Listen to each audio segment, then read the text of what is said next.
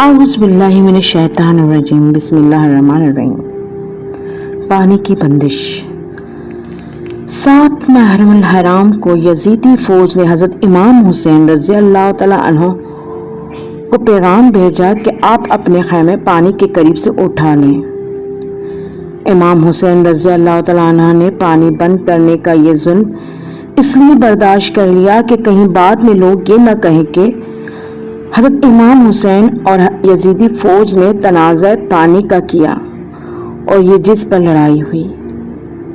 آپ نے ظلم برداشت کیا اور اپنے اصحاب کے ساتھ خیموں کو پانی سے دور لے گئے۔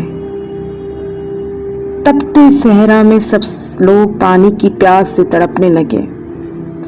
لوگوں نے پانی کا تقاضا کیا، لیکن یزیدی فوج نے امام حسین رضی اللہ تعالیٰ عنہ پر پانی بند کر دیا۔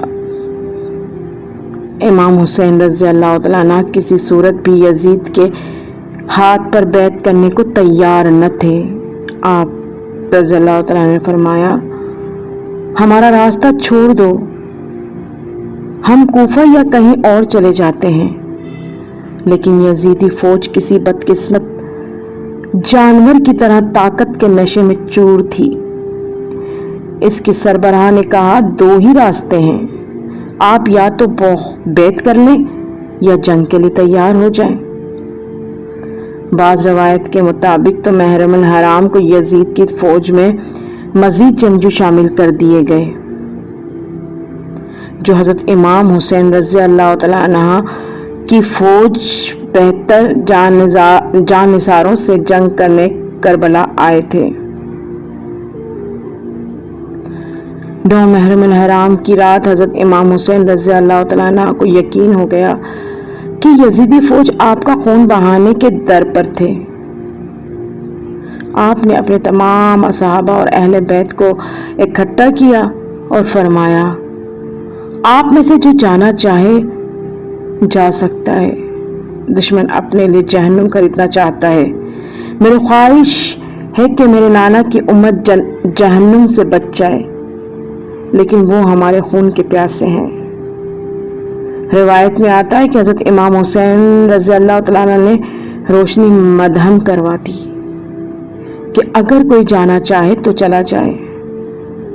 کچھ دیر کے بعد آپ نے اپنے باوفا بھائی اور ساتھی کو کہا، عباس، روشنی بڑھا دو۔ یعنی حضرت امام حسین رضی اللہ تعالیٰ عنہ کو یقین تھا کہ یہ میرا بھائی مجھے تنہا نہیں چھوڑے گا۔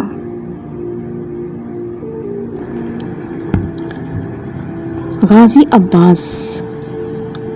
خیمے لگ چکے تھے اور ترتیب کچھ یوں تھی کہ سب سے آگے پہلا خیمہ حضرت عباس کا تھا۔ یہ ایسے شہید ہیں جو غازی کہلاتے ہیں۔ حضرت عباس حضرت علی رضی اللہ تعالیٰ عنہ کی دوسری بیوی ام البنین سے ہیں۔ حضرت عباس رضی اللہ تعالیٰ عنہ کربلا کے میدان میں حضرت امام حسین رضی اللہ تعالیٰ عنہ کی فوج کے علمدار تھے۔ یزیدی فوج 3 محرم الحرام کو امام حسین رضی اللہ تعالیٰ عنہ کی فوج کے راستے میں پڑاؤ ڈال چکی تھی۔ حالات کشیدگی کی طرف جا رہے تھے۔ حضرت امام حسین رضی اللہ تعالیٰ عنہ نے اپنے اصحاب اور اہل بیت کو اکٹھا کیا۔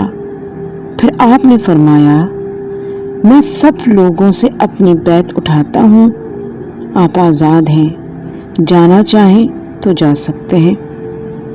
سب نے کہا، ہم آپ پر جان نثار کریں گے، اپنے خون کے آخری قطرے تک دین حق کے لیے لڑیں گے۔ لہٰذا اب 2 راستے تھے، یا واپس چلے جائیں یا حق پر رہتے ہوئے جنگ لڑیں۔ لیکن معلوم ہوا کہ واپسی کا راستہ یزیدی فوج بند کر چکی ہے۔ اب صرف جنگ تھی یا یزید کے ہاتھ پر بیعت۔ ابن زیاد کوفے سے حضرت امام حسین رضی اللہ تعالیٰ عنہ کو باغی کہلوا کر قتل کا فتویٰ لے چکا تھا، اور اس نے مزید فوج کربلا روانہ کر دی تھی تاکہ یزید کی خوشندی حاصل کر سکے۔